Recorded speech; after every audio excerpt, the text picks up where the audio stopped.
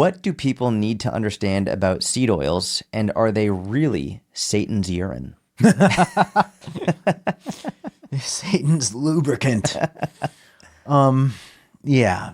So these are the main things people need to understand about seed oils. Is number one, we humans need to scapegoat something simple. We need to point the finger at like a simple, singular thing to blame for the ills of humanity. So right now it's seed oils. 10 years ago, it was sugar. 10 years before that, it was Fat. or gluten. Oh, yeah. Gluten was a big one. And yeah, 10, 20 years, it was carbs, period. It was just carbs. Carbs are bad. But that's the thing. Like seed oils are kind of the lightning rod right now. But it's extra, I'm just, at risk of offending some people, it's extra stupid to think seed oils bad. Please offend Like, people. I love it. like, look, I totally get it that the lay public is vulnerable to misinformation, and you only have enough time in your life and enough energy as a lay person who doesn't do this stuff for a living, who doesn't have your nose stuck into the PubMeds all day. So you just kind of listen to the authorities in the space. And if you hear enough authoritative figures saying seed oils are bad, well then, hey, that kind of becomes really deeply ingrained in your belief system. The problem with saying seed oils are bad is that this is not rooted in the weight of the scientific evidence. It's just not. I mean, you can either take my word for it or you can look for yourself. Whenever I ask somebody slow down, there's like a dozen seed oils out there. So that's problem number one. You're saying seed oils as if they're a single monolithic entity when they're not. They're just a diverse group of seeds with different biological effects. So let's slow down. Let's look at this thing one at a time. Let's have a productive dialogue about seed oils. Let's start with the seed oil that concerns you most. What is that? Canola oil. 9 out of 10 times that's what you'll hear. It's canola. Okay, cool. So how do we find out if something is good or bad? We can look it up. We can look up the scientific literature on this stuff. We can test it. We can test it. So with things like oils and foods and things like that and health, foods and health, there are a few different lines of evidence that people should keep in mind when they're trying to judge a food. Okay, so there are effects on what's called intermediate outcomes. So intermediate outcomes are things that are indicators of either the development of disease or the non-development or prevention of disease. So these intermediate indicators would be things like blood biomarkers, blood lipids, blood glucose, like things that you can track in circulation. Okay, those will give you certain hints at what might be happening in terms of disease development. So those are the intermediate markers, like LDL levels or ApoB levels and things like that. Then the other things that you can look at are actual disease events, like heart attacks, death, heart disease. So those two sets of things, either the intermediate outcomes or the hard outcomes, those things can both be studied. They have been studied with seed oils. They've been studied with the range of seed oils. And when you compare the data, the evidence behind the seed oil effects on those things, intermediate outcomes and hard endpoints or hard outcomes, when you compare seed oils with land animal fats, then you see Beef tallow, butter. You see objectively worse outcomes on blood lipids and other markers of metabolic health, inflammation, things like that. And then you see more foreboding outcomes in things like mortality or death and heart disease. You see a greater amount of that with things like beef fat, butter. Oh, well, butter is, we'll put butter aside for a second. But land animal fats as a group are much more risky when you look at the actual scientific evidence than vegetable oils as a group or seed oils as a group.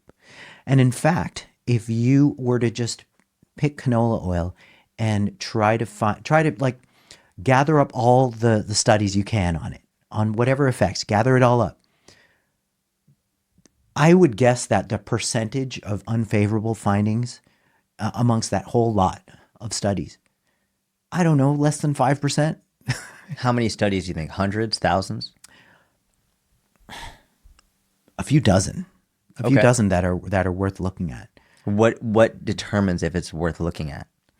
So all data is worth looking at, but what you want to look for is are we looking at subjects who would be generalizable to the general population who we're looking at? Okay.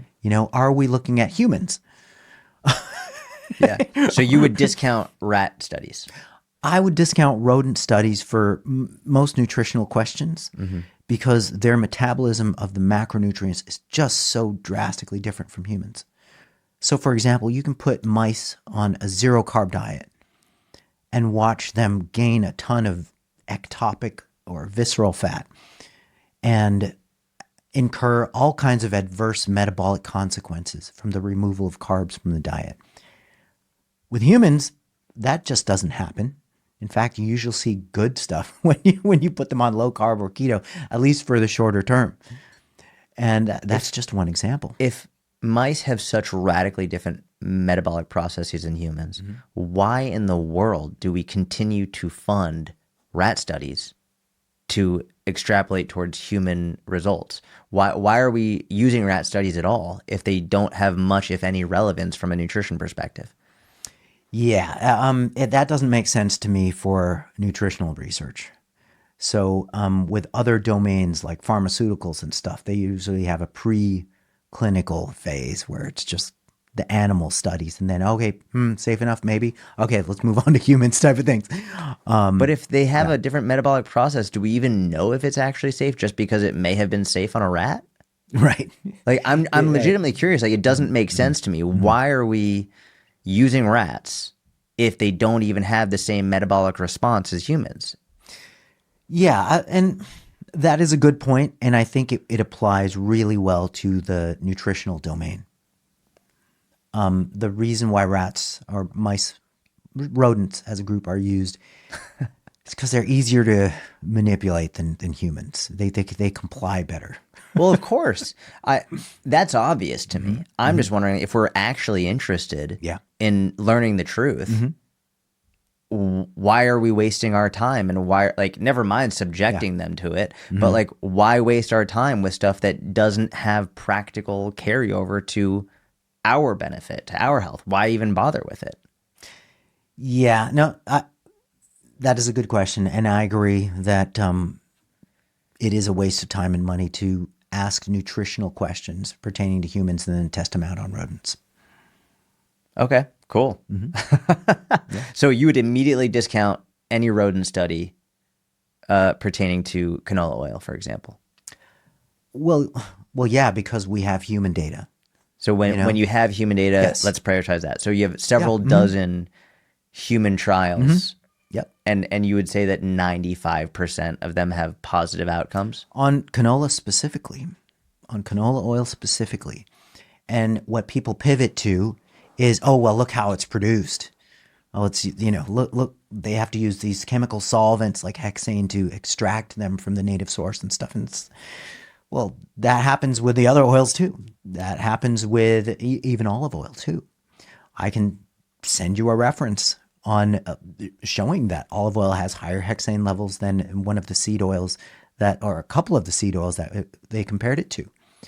But that doesn't even matter because the total amounts of hexane that are residual in the end product are just so minuscule, and they're far below thresholds that are far below thresholds that are considered harmful. They're well within safe limits. And we have the outcome data showing us, like, if you're seeing 95% favorable outcomes, regardless of the extraction method, it seems like that's a distracting. It's like almost a non sequitur. It's like, okay, so we've got that's how it's taken out, but outcome basis, outcome data, it shows that we see this positive health outcome. Like, why does it even matter how they're extracting it? Exactly. And people will say, oh, like that oil, if seed oils were used to like lubricate engines and stuff like that. Dude, the OG engine lubricant is beef tallow. Shut up. Is it really? It was used as a lubricant in various factories. That's so funny. Various machinery. That's so funny. But look, if we're going to go through that logic, hey, we use water to cool cars still. Yeah. There's water. Yep. Hey, man. Dihydrogen monoxide. Yeah. We got to kick that out. Yep. So it's pretty insane. Yeah. It doesn't matter. It's distracting from the actual evidence. Yeah. Yeah. And this is just canola oil. Try to find some negative health outcomes, whether they're, the biomarker changes or whether you can look down the road to heart disease and death. Try to find it with sesame oil. Let me know what you find. Yeah. Let me know what you find luck. when you're done, like just like clawing your way through the positive health outcomes and just like more endpoints and parameters than you even heard of. Yeah. With sesame oil. And it shouldn't be too surprising. Sesame and sesame oil, all manner of sesame products, have been consumed in fairly large amounts by some of the healthiest populations in the world for thousands of years. All right, how about flaxseed? You want to try? Find me the dangers of flaxseed. How about the dangers of chia seeds?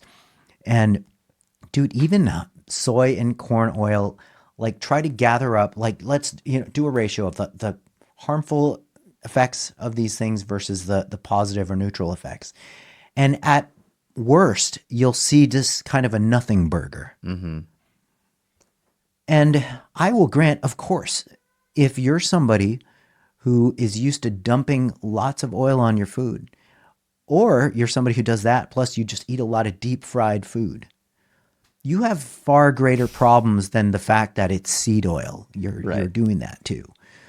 And some people will even trip out and go, yeah, I use beef tallow because olive oil is, it's still unsaturated. Right. It's like, okay, that doesn't matter. Let's look at what happens with these health outcomes, whether it's intermediate health outcomes or hard endpoints.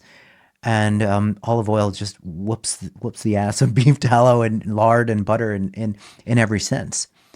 And so, yeah, like tying it all together, it's like, number one, seed oils are different.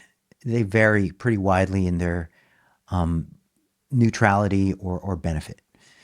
And I can point to a seed oil. I wouldn't want to consume large amounts of cottonseed oil. So you wouldn't want to consume that a lot. Yeah, Why? Cottonseed. It has a compound in it called gossypol, which has these endocrine disrupting effects that have been pretty consistently seen. And you wouldn't necessarily. I mean, if you have the option to have a different oil than just like swilling down bottles of cottonseed oil, then you probably would want to do that. But canola oil, evidence base is just overwhelmingly positive. Sesame oil, evidence base is overwhelmingly positive. And even things like sunflower and safflower, it's like just neutral, nothing burger stuff.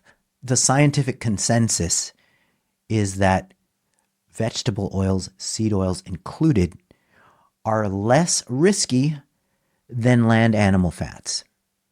And that is just based on the evidence. We're not pulling that out of thin air. I am not ready at this point to tell people to kick out all vegetable oils and start buttering everything up and using beef tallow and using lard. The evidence just doesn't support that. If it did support that, I would be more than happy to report that and recommend that. But it just doesn't.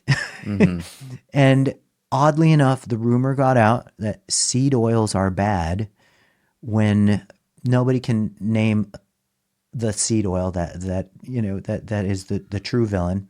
And when they try to, it's canola oil, which has it's just all positive stuff. And then number two, they don't realize the evidence behind the other seed oils and what the actual peer-reviewed literature says about these things in terms of what has been tested and what has been found.